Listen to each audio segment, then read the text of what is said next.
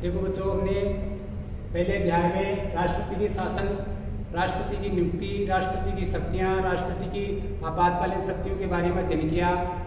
आज हमारा जो बिंदु है वो है उपराष्ट्रपति। उपराष्ट्रपति जो आपके राष्ट्रपति के बाद का दूसरे नंबर का पद होता है। भारत के जो संविधान है उसके अनुच्छेद 53 में जो है उपराष्ट्रपति पद की व्यवस्था की गई है। उपराष्ट्रपति पद की नियुक्ति कैसे होती है, निर्वाचन कैसे होता है? तो देखो, आपके राष्ट्रपति का निर्वाचन की बात मैंने आपको बताई थी कि राष्ट्रपति का निर्वाचन संसद के दोनों सदनों के निर्वाचित सदस्य और विभिन्न राज्यों की जो विधानसभाएं होती है उन्हें विधानसभाओं के निर्वाचित सदस्य और केंद्र शासित प्रदेशों की विधानसभाओं के निर्वाचित सदस्य मिलकर के राष्ट्रपति का निर्वाचन करते हैं। लेकिन उपराष्ट्रपति का जो निर्वाचन मंडल होता है वो छोटा होता है। इसमें उपराष्ट्रपति का निर्वाचन केवल संसद के दोनों सदनों के जो सदस्य होते हैं, संसद के दोनों सदनों के निर्वाचित सदस्य होते हैं, वही जो है आपके उपराष्ट्रपति का निर्वाचन करते हैं। तो उपराष्ट्रपति के निर्वाचन के लिए संसद के दोनों सदनों की संयुक्त बैठक बुलाई जाती है। संयुक्त बैठक में जो है आपके उपराष्ट्रपति के लिए मतदान होता है और उस मतदान में जो विजयी उम्मीदवार हो जाता है उसे उपराष्ट्रपति नियुक्त कर दिया जाता है। अब ये मतदान किस पद्धति से होता है? तो देखो, आपके उपराष्ट्रपति का निर्वाचन या जो होता है वो आपके आनुपातिक प्रतिनिधित्व प्रणाली से होता है। मतदान की एक विशेष प्रणाली है, एक विशेष तरीका है ये आनुपातिक प्रतिनिधित्व प्रणाली। इस प्रणाली से जो आपके उपराष्ट्रपति का निर्वाचन होता है, इसी प्रणाली से आपके राष्ट्रपति का निर्वाचन होता है। इस प्रणाली की एकल संक्रमणीय मत पद्धति, एकल संक्रमणीय का मतलब होता है कि प्रत्येक व्यक्ति को एक मत मिलता है, लेकिन जितने उम्मीदवार है उन उम्मीदवारों को उसे क्या करना पड़ता है? मतदान देना पड़ता है। अर्थात अपने मत में उसे प्रत्येक उम्मीदवार के नाम के सामने वरीयता क्रम लगाना पड़ता है, निर्धारित करना पड़ता है और उसी के आधार पर उसके मतों की गणना होती है। तो जो आपकी राष्ट्रपति हो या उपराष्ट्रपति हो, उसका निर्वाचन जो आपकी आनुपातिक प्रतिनिधित्व की प्रणाली की एकल संक्रमणीय मत पद्धति से गुप्त मतदान द्वारा होता है। अर्थात सदस्य जो अपना मतदान करते हैं वो गुप्त रूप से करते हैं, खुले में नहीं करते। इसके साथ साथ में देखो, आपके जो अभी होता है राष्ट्रपति, उपराष्ट्रपति और जो राज्य सभा के जो सदस्य होते हैं, राज्य सभा के सदस्यों का जो निर्वाचन है वो भी इसी पद्धति से होता है। अब है उपराष्ट्रपति पद के लिए क्या क्या योग्यताएं होनी चाहिए उम्मीदवार में? तो उपराष्ट्रपति पद का उम्मीदवार नियुक्त होने वाले व्यक्ति में आपके निम्नलिखित योग्यताएं होना आवश्यक है। हमारे संविधान में कुछ योग्यताएं निर्धारित की गई है। इन योग्यताओं में संसद के सदस्य भी जो है आपके समय समय पर परिवर्तन कर सकते हैं। जो प्रमुख योग्यताएं हैं वो है आपके, सबसे पहले मैंने राष्ट्रपति की योग्यता में भी यही बताया था, संसद सदस्य हों, लोकसभा के सदस्य हों, राज्यसभा के सदस्य हों, चाहे आपके सर्वोच्च न्यायालय, उच्च न्यायालयों के न्यायाधीश हों, उनके लिए बताया था कि प्रथम योग्यता होगी वह भारत का नागरिक होना चाहिए। तो उपराष्ट्रपति की भी जो आपके पद के लिए व्यक्ति में पहली योग्यता यह होनी चाहिए कि वह भारत का नागरिक होना चाहिए। दूसरी योग्यता वह 35 वर्ष की आयु पूर्ण कर चुका हो। तीसरी योग्यता वह राज्यसभा का सदस्य होने की सभी योग्यताएं रखता हो। अर्थात राज्यसभा का सदस्य बनने के लिए व्यक्ति में जो जो योग्यताएं होनी आवश्यक है वो सभी योग्यताएं उपराष्ट्रपति पद के लिए खड़े होने वाले उम्मीदवार में या उपराष्ट्रपति पद के उम्मीदवार में भी होनी चाहिए। इसके साथ साथ में संसद जो आपके समय समय पर अन्य योग्यताओं का भी निर्धारण करती है। वो योग्यताएं भी जो आपके उपराष्ट्रपति पद के उम्मीदवार में होनी चाहिए। अब एक कार्यकाल, तो राष्ट्रपति का जो कार्यकाल है सामान्य तौर पर 5 वर्ष का होता है। उपराष्ट्रपति का कार्यकाल भी जो आपके 5 वर्ष का होता है। इससे पहले भी उपराष्ट्रपति अपनी स्वेच्छा से त्याग पत्र दे सकता है। मृत्यु होने पर भी उसका पद रिक्त होता है। इसके अलावा जो है आपके उसे जो हमारी संसद है वो भी महाभियोग जो प्रस्ताव है उसके माध्यम से या महाभियोग के माध्यम से उसे पदच्युत कर सकती है, पद से हटा सकती है। लेकिन उपराष्ट्रपति पद के लिए जो महाभियोग का प्रस्ताव है वो संसद के केवल राज्यसभा सदन में ही रखा जा सकता है। याद रखना इस बात को। राष्ट्रपति के लिए जो महाभियोग प्रस्ताव रखा जाता है वो लोकसभा या राज्यसभा दोनों में से किसी भी सदन में रखा जा सकता है, लेकिन उपराष्ट्रपति को पद से हटाने का प्रस्ताव केवल राज्यसभा में ही रखा जा सकता है। राज्यसभा के कुल सदस्यों के बहुमत द्वारा ऐसा प्रस्ताव पारित होने के बाद में लोकसभा में भेजा जाता है। लोकसभा के सदस्यों द्वारा अगर उस प्रस्ताव को स्वीकार कर लिया जाता है, अर्थात लोकसभा के सदस्यों द्वारा भी उस प्रस्ताव को पारित कर दिया जाता है, तो जो है उपराष्ट्रपति अपने पद से पदच्युत माना जाता है। लेकिन ऐसा प्रस्ताव यानी महाभियोग का प्रस्ताव जो है आपके राज्यसभा में लाए जाने के 14 दिन पूर्व जो है आपके उपराष्ट्रपति को या जो राज्यसभा सदन है उसको सूचित करना आवश्यक होता है। अर्थात 14 दिन पूर्व इस बात की सूचना देनी आवश्यक होती है कि उपराष्ट्रपति के विरुद्ध जो है महाभियोग प्रस्ताव राज्यसभा में लाया जाने वाला है। उपराष्ट्रपति पद की शक्तियां क्या क्या है, तो देखो आपके उपराष्ट्रपति वैसे तो आपकी राज्यसभा का पदेन सभापति होता है, पदेन नहीं पद से ही। जो भारत का उपराष्ट्रपति होगा वो हमारी राज्यसभा का भी अध्यक्ष होगा, सभापति होगा। राज्यसभा के अध्यक्ष को सभापति कहा जाता है, तो सभापति होगा।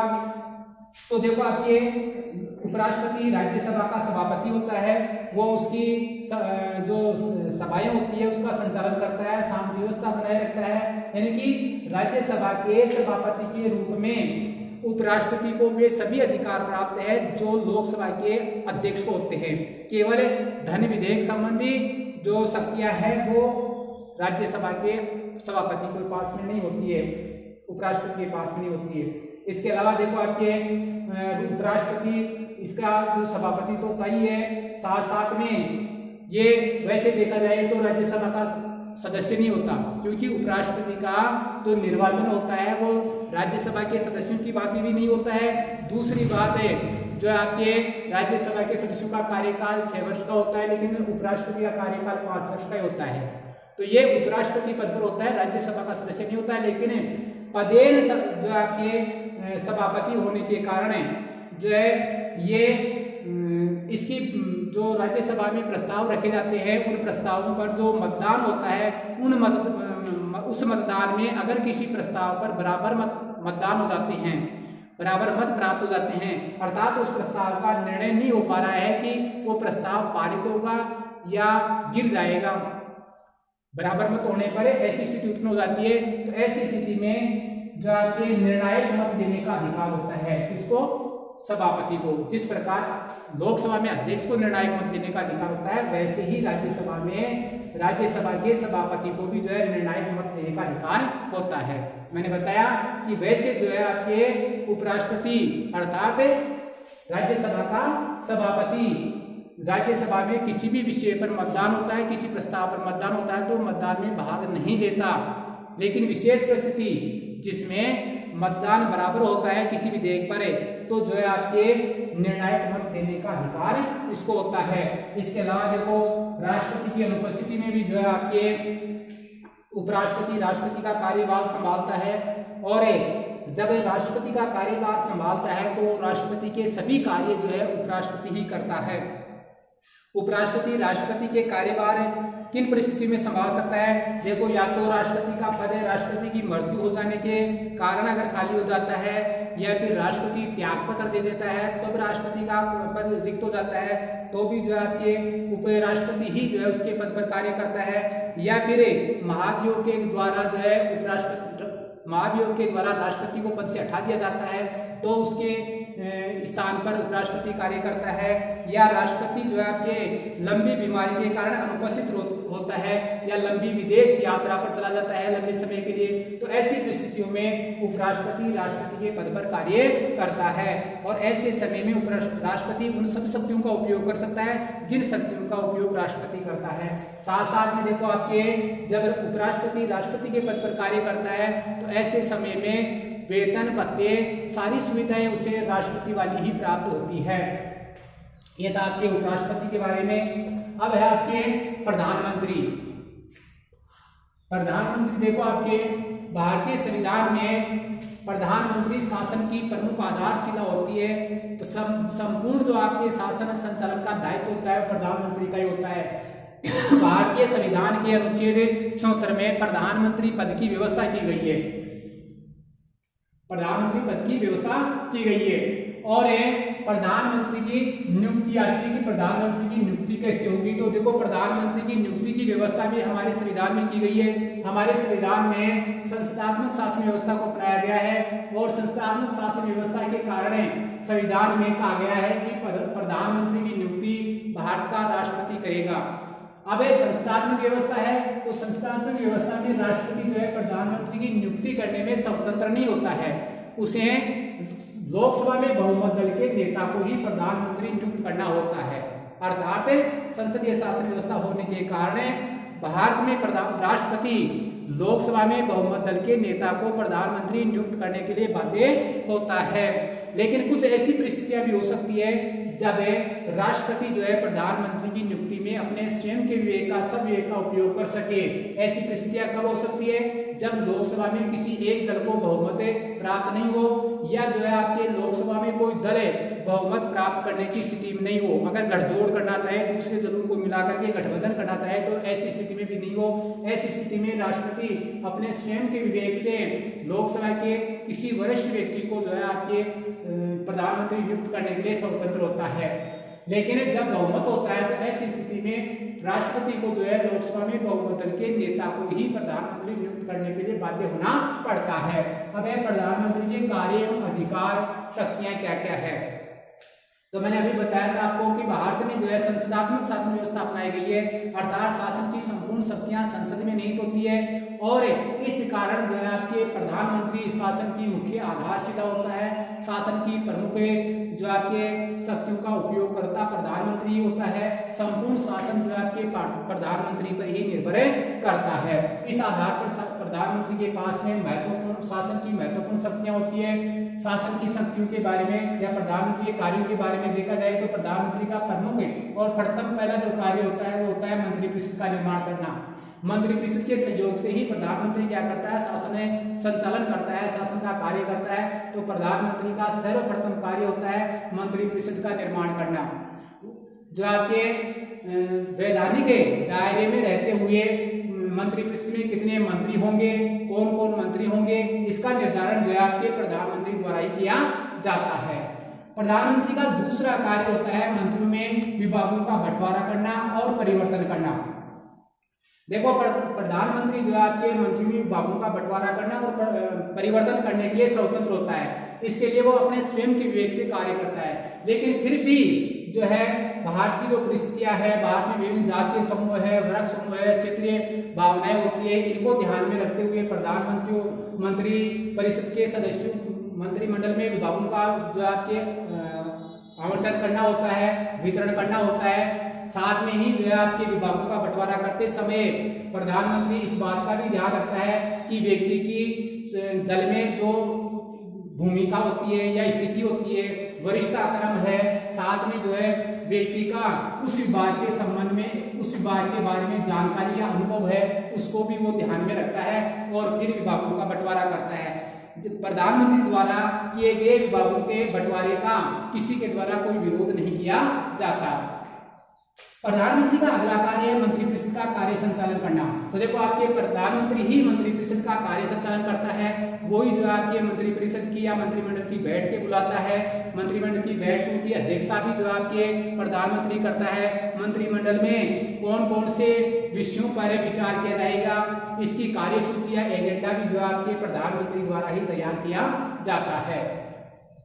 अगला जो कार्य है आपके प्रधानमंत्री का वो है शासन के विभिन्न विभागों में समन्वय स्थापित करना। प्रधानमंत्री जो देखो आपके शासन के जो विभिन्न विभाग होते हैं, जैसे गृह विभाग है, चिकित्सा विभाग है, शिक्षा विभाग है, माने ये जो आपके अलग अलग विभाग होते हैं, इन विभागों में जो आपके समन्वय स्थापित करने का कार्य करता है। और इन विभागों में समन्वय स्थापित करने के साथ साथ में इनमें कभी कभार अगर गतिरोध उत्पन्न हो जाता है, विरोध उत्पन्न हो जाता है आपके, तो ऐसी स्थिति में, विरोध की स्थिति में जो है सामंजस्य करना और एकता स्थापित करना या एकमत्य स्थापित करने का कार्य जो है प्रधानमंत्री का होता है। ये ऐसा इसलिए प्रधानमंत्री इसलिए करता है ताकि शासन एक इकाई के रूप में कार्य कर सके। शासन को एक इकाई के रूप में संचालित करने का महत्वपूर्ण दायित्व या पूर्ण दायित्व प्रधानमंत्री का होता है। शासन जितना आपके एक इकाई के रूप में कार्य करेगा, सरकार जितनी जो आपके विभिन्न विभाग जो है एक इकाई के रूप में जितने तीव्रता से या जितने मजबूती से कार्य करेंगे, शासन उतनी ही सरलता से संचालित होगा और उतना ही मजबूत होगा।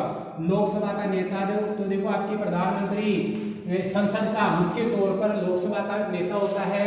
लोकसभा में कानून निर्माण के कार्य का उसी के द्वारा नेतृत्व किया जाता है। अर्थात लोकसभा में जो कानून निर्माण होते हैं, जितने भी कानून निर्माण संबंधी कार्य होते हैं, उनका नेतृत्व प्रधानमंत्री ही करता है। आपके वार्षिक बजट हो चाहे कोई विधेयक हो, ये सब आपके प्रधानमंत्री की देखरेख में तो तैयार किए जाते हैं और उसके निर्देशों के अनुसार ही लोकसभा में रखे जाते हैं। अगला कार्य है राष्ट्रपति और मंत्रिमंडल के बीच संबंध स्थापित करने का कार्य, अर्थात राष्ट्रपति और मंत्रिमंडल के बीच में कड़ी का कार्य करने का कार्य भी प्रधानमंत्री का होता है।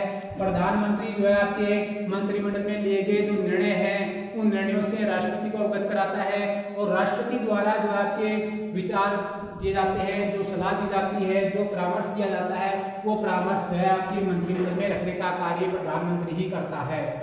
इसके अलावा विभिन्न पद प्रदान करना, भारतीय संविधान में राष्ट्रपति को जिन महत्वपूर्ण पदाधिकारियों की नियुक्ति का कार्य दिया गया है, अधिकार दिया गया है, वास्तव में या व्यवहार में उन पदों पर नियुक्ति राष्ट्रपति अपने सब वेग से नहीं करता, बल्कि ये सभी नियुक्तियां राष्ट्रपति द्वारा के प्रधानमंत्री के परामर्श से ही करता है। इसलिए राष्ट्रपति द्वारा की जाने वाली जो नियुक्तियां हैं वो प्रधानमंत्री ही व्यवहार में करता है।